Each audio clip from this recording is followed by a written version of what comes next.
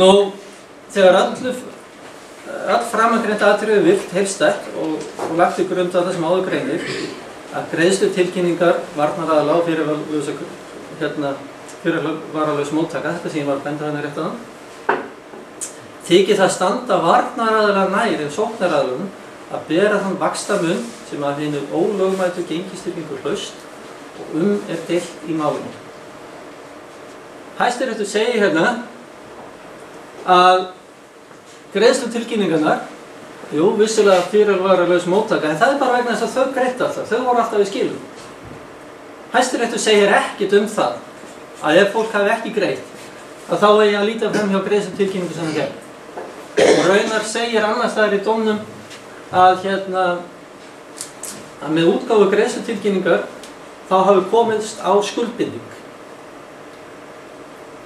Og þetta er líka atriði sem skiptir miklu máli. Þegar greiðslutilkynning er gefin út, þá lætur viðkomandi fjármálafyrirtæki vita að þetta sé svo skuldbinding sem greiðandinn eigi að standa við. Þess frekar gengur þessi túlkun ekki að fólk hafi þurft að greiða vegna þess að það þýðir að við sem vorum að leita réttar okkar, við sem vorum að nota lögin til þess að mótmæla ofbeldinu, að við höfum að líða fyrir það að vera að nota lögin til að mótmæla ofbeldinu. Það bara gengur ekki. En sem sagt í þessu máli þá talaður fyrirvaralausa móttöku, en annars staðar í þessu þá talaður það að skuldbindingin sé það sem kemur fram á greiðslutilkynningu. Og skuldbindingunni verður ekki breytt eftir á. Staðreyndin er svo að Hæstiréttur er búinn að segja það að í dómi 471 að seðlabankavextir eigi að gilda, en svo kemur í þessum dómi, en þó skal það aldrei þurfa að greiða meira heldur en þú hefur þau að greiða. Það er kannski svona punkturinn í þessu og ég kem að því betur eftir þegar ég fer að tala það. Hvað er raun og veru auðvelt að reikna út hvað þið skuldið í dag, eða hver staða lánsins er í dag. En eins og ég segi þetta er bara hluti, þetta sem hér stendur, er hluti af rökleiðslu Hæstaréttar. Þetta er ekki niðurstaða Hæstaréttar. Niðurstaðan er ekki komin ennþá. Hann er bara að leiða sig að niðurstöðunni. Og þetta er það sem mér finnst Lex Lögmannsstofa og samtök fjármálafyrirtækja pílum þetta í. Þau nota rökleiðslu Hæstaréttar sem niðurstöðu. En við megum það ekki. Nú, ég tek fram, ég er ekki lögfræðingur, en aftur á móti get ég sagt ykkur það að ég kann rökleiðslu. Ég kann sem sagt rökfræði, hvernig við tökum yrðingar og leiðum eitt af öðru. Og maður verður að skilja munin á þessu tvennu. Maður verður að skilja hvenær ertu í rökleiðslunni, hvenær ertu komið í niðurstöðunni. Þess vegna er það þetta sem er grundvallar niðurstaða málsins. Er því fallist á með sóknaraðilunum að sá rangi lagaskilningur sem samkvæmt framhaldsfræði láti grundvallar að verði uppgjöri aðila einungis leiðréttu til framtíðar. Þetta er niðurstaða Hæstaréttar.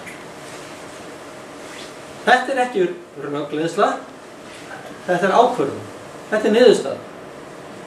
Hann segir hérna, ok, menn voru deilt á það hvað vextir ætti að vera, hvort þetta var gengistryggt eða íslensku krónum eða hvað það er, en verður einungis leiðréttu til framtíðar. Þetta er stóra málið. Þetta kom ekki fram í máli Sigurjóns Ragnarssonar. Þetta kom ekki fram í lögfræðiáliti Lex Lögmannsstofu. Þetta hefur ekki komið fram í máli neinna sem hafa talað fyrir hönd fjármálafyrirtækja. Já, fyrirgefðu, þetta ár 2011, ég held ég hafi verið að þetta er það sama villan alls staðar, þetta er dómurinn núna. Þetta er bara mín mistök. Sjáu það að ég geri það líka. Já. Já. 14. febrúar 2011, það er dagurinn þegar dómur 604 2010. Það er sem sagt dagurinn þegar fyrri dómurinn í máli Elvíru og Siggalín. Þess vegna er sú dagsetning mikilvæg vegna þess að á þeim tímapunkti var það á hreinu að það hafði orðið misskilningur á milli þeirra hvernig átti að reikna vextina og hvernig hvort að lánið var í íslenskum krónum eða í erlendum gjaldmiðlum. Skiljið. Þess vegna verður í þeirra tilfelli eingöngu leiðrétt vextirnir frá 14. febrúar 2011. Er það bara í þeirra tilfelli? Bara í þeirra tilfelli. Sem sagt að lán hjá fólki þá nú sem við sagðum að þeir eru ennþá íbúðarvöxtum. Það er alveg hægt að skilja. Hæstiréttur er búinn að ógilda lög 151/2010. Það er hluta þeirra. Hann er búinn að ógilda afturvirkni ákvæði laga. Ekki formlega? Jú. Með dómnum segir hann það að þetta ákvæði það brjóti gegn stjórnarskránni. Ég er einn af þeim sem segir það að 3. málsgrein 1. greinar laga 151/2010 þau segi að lögin sé ekki afturvirk. Ef svo þá Hæstiréttur búinn að segja að það séu ólög.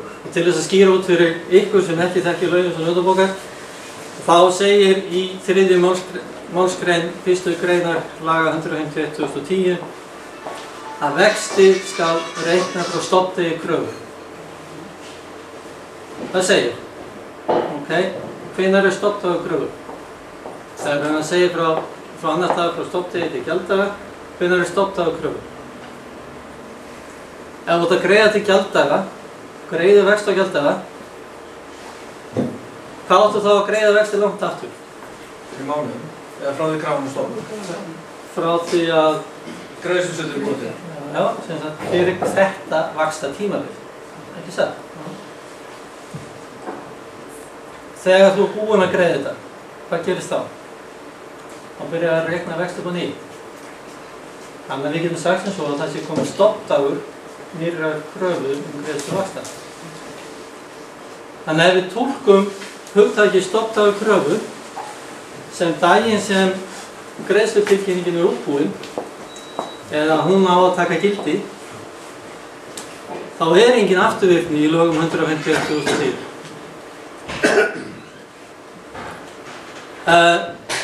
Ég er búinn að fara í gegnum þetta í kröfurétti. Í kröfurétti segir hinn eðlilegi dauðdagi kröfu er greiðslan. Það getur við. Hinn eðlilegi dauðdagi kröfu er greiðslan.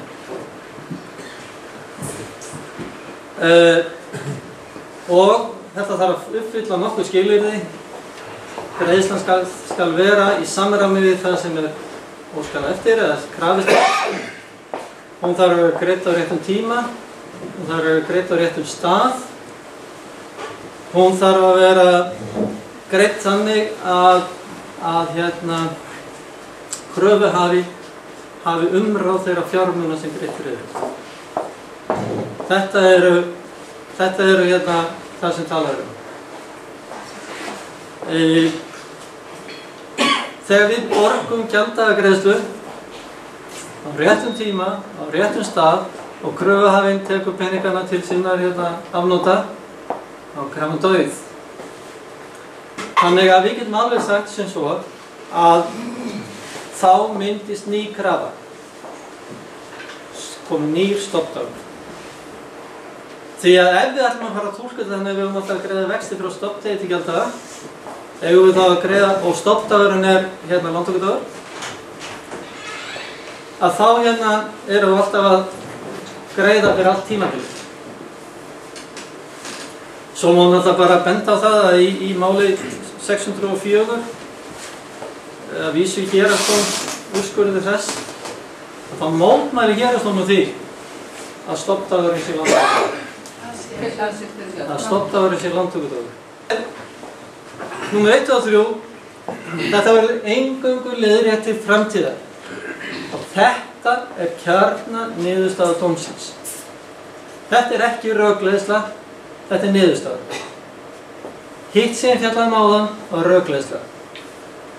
Og á þessu tvennu verðum við að gera greinarmun.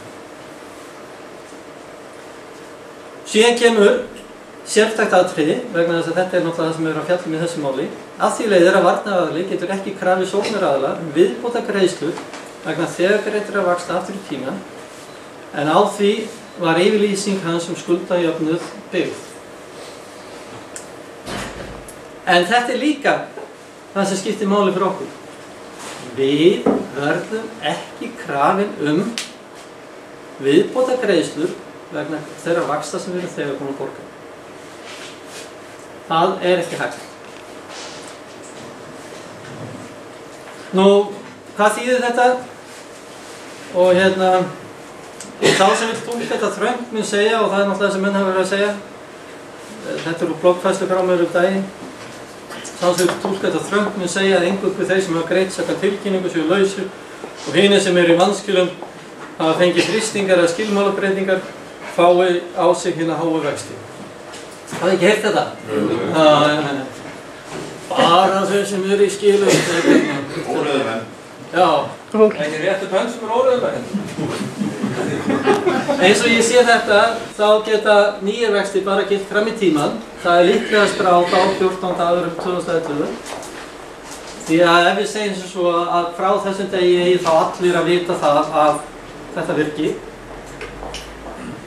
Eða hugsanlega frá gildistöku laga sem í desember 2010.